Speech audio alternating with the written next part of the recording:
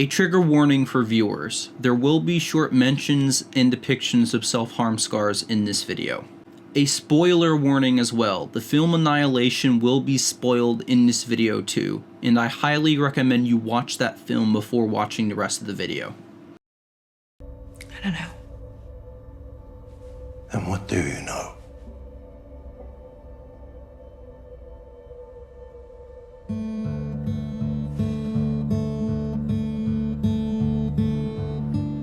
Intros are really hard to get right, but Annihilation freaking nails it. I mean, look at this. It's beautiful. Also, this guitar part of the score is going to underlie this whole piece, and I'll tell you why later. For now, we're going to talk about Shane Denson's film criticism book, Discorrelated Images, specifically the section Post-Cinema After Extinction. Before I do delve into Denson's work, I would like to reflect the way he introduces his own topic. I'm hoping this video essay proposes a line of thinking, or even just pushes back against some ideas in current media studies, not tenets to be set in stone. There are 2 paragraphs I want to cover of Denson's, even with them being overly complicated and more than a little pretentious, because they do state Denson's point about media pretty well. The first quote is, quote, "Photography, to begin with, commemorated / anticipated / mediated personal and/or individual deaths. Next, cinema imagined / imaged a form of reanimation from photography's death-born traces, and opened its scope to include collectives, masses, and societies.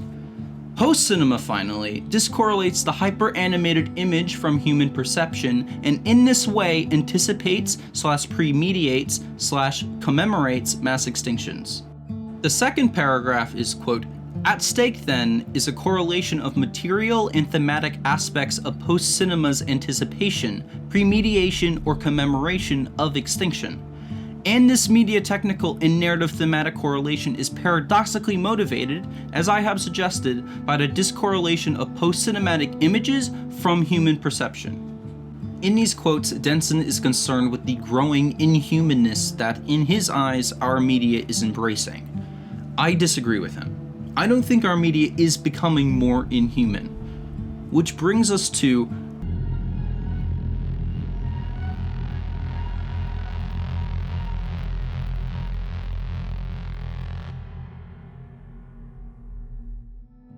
Alex Garland's 2018 sci-fi horror is 2 things. A good film, in my opinion, and is hyper-focused on one thing: change.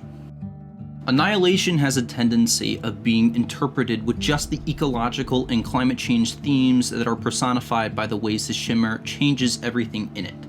These themes are present and poignant, but I think this film is exploring things far more human than that.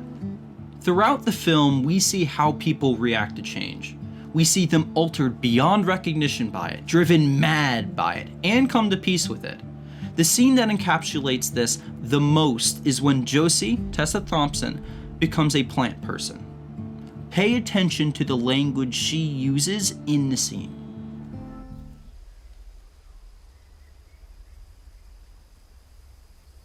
It was so strange hearing Shepard's voice in the mouth of that creature last night.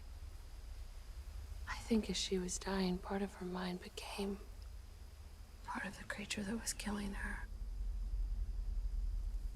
Imagine dying frightened and in pain and having that as the only part of you which survives. I wouldn't like that at all.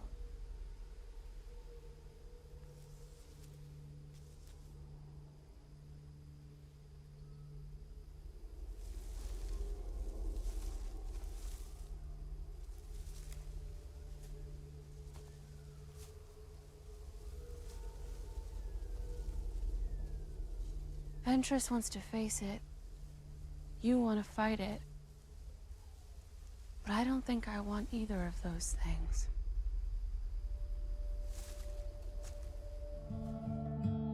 She's talking about change. Some people try and face change, to understand it. Other people try desperately to fight it, but sometimes you just have to accept it. And Josie does. The context behind the scene works to say this too. She just saw her friend Cassie get killed by the bear. And then it comes back, altered by killing Cassie, and she faces and kills it. She gets a glimpse of the pain in store for them, and she didn't want the same fate. She decides to be at peace with the change, to embrace it. Also, on a separate personal note, I really want to commend Alex Garland, Tessa Thompson, and the other creators of this film for how they show and discuss Josie's self-harm scars. They're not and shouldn't be a source of power, but they do have their own beauty, and it was a really good feeling to be seen in such an authentic way. And I want to see more films be willing to discuss and show them, especially on men. Okay, we're moving on now. I don't think the film is saying lie over and accept your lot in life. Facing the things that make you self-destruct is another huge theme in the film, and the ending doesn't say that either.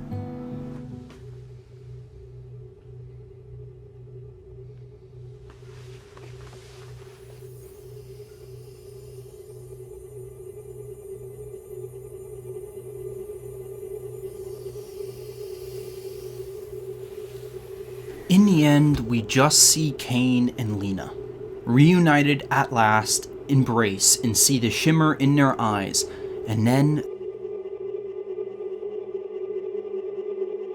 the film ends.